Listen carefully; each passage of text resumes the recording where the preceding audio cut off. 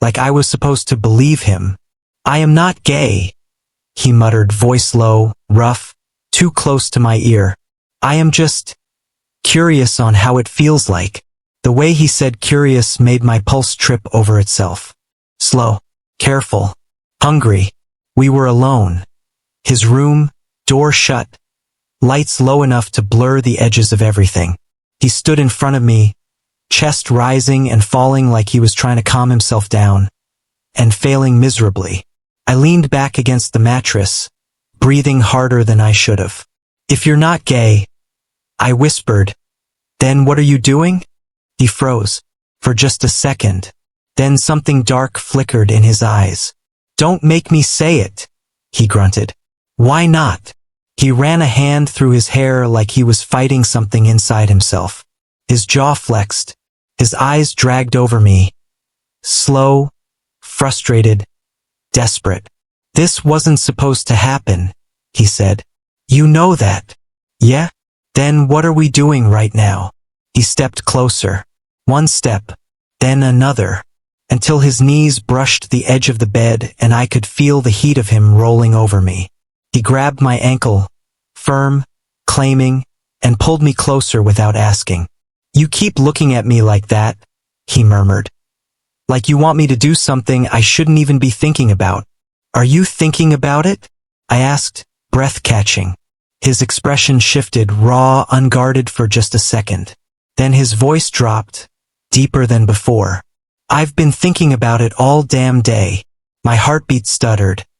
He dragged his hand up the back of my calf, slow, deliberate, possessive, until it rested just above my knee. The heat of his palm lit every nerve I had. "Tell me to stop," he said. His voice sounded strained, like he wanted me to say don't stop so badly it hurt. I didn't say anything. I didn't need to. He smirked, a sharp, dangerous curl of his mouth. "That's what I thought." He leaned over me, one hand planted next to my hip, the other gripping my thigh like he owned it. His breath hit my skin before his mouth did, hot, slow, teasing. "You're really gonna make me do this?" he whispered against my stomach. "Make me cross a line I can't uncross." I swallowed hard. "You're already crossing it." He laughed under his breath. Low, shaky, full of a desire he was trying and failing to hide. "Yeah," he said. "Yeah, I am." His fingers dug into my thigh, pulling me closer, positioning me exactly how he wanted me. Controlled, open, waiting. He looked up at me through his lashes, eyes so dark I could barely see the color. "You know what's messed up?" he said, voice a rough whisper. "I don't even feel bad." "Why would you?" He dragged his thumb slowly, deliberately along the inside of my thigh. "Because," he murmured, "I'm not supposed to want this. But you do." His breath hitched, just barely. But I heard it. He smirked again. Dangerous, hungry, surrender written in the tightness of his jaw. "Yeah," he whispered. "I do." Then he pulled me in, face lowering, breath hot against skin no one else had ever gotten close to.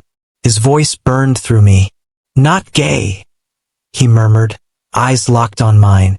"Just curious." His grip tightened. His breath trembled. "And right now, I'm curious as hell." He didn't even wait for the door to click shut behind him. The moment we were alone, his hand was already around my wrist. Firm, urgent. Like he was afraid I'd vanish if he didn't keep hold of me.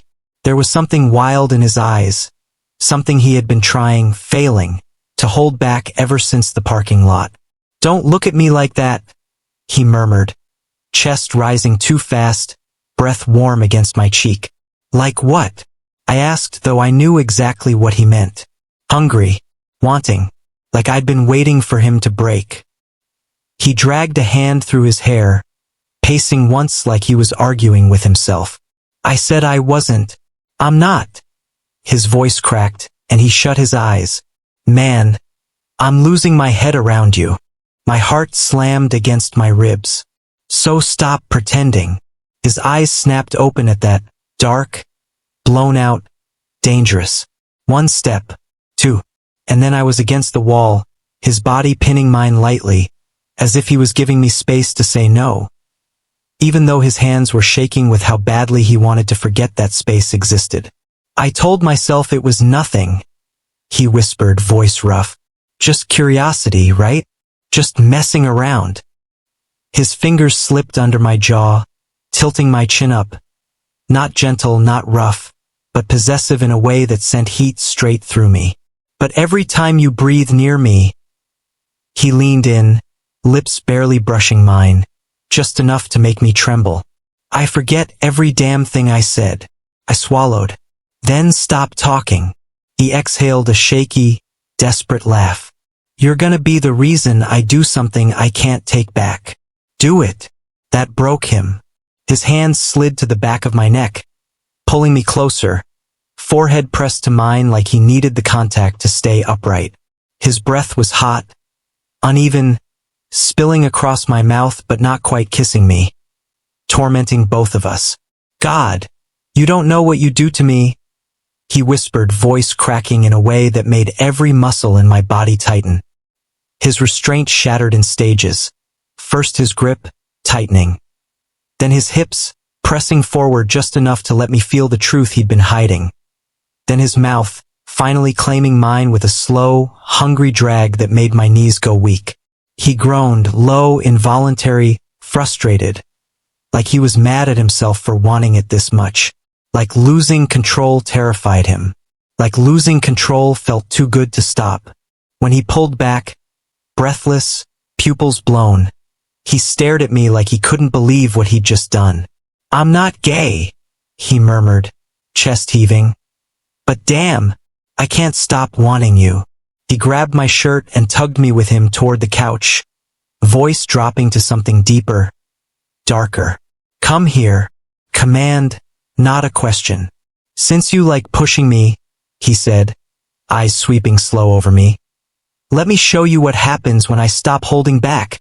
And the look he gave me then, hungry, conflicted, totally undone, was hotter than anything physical could ever be.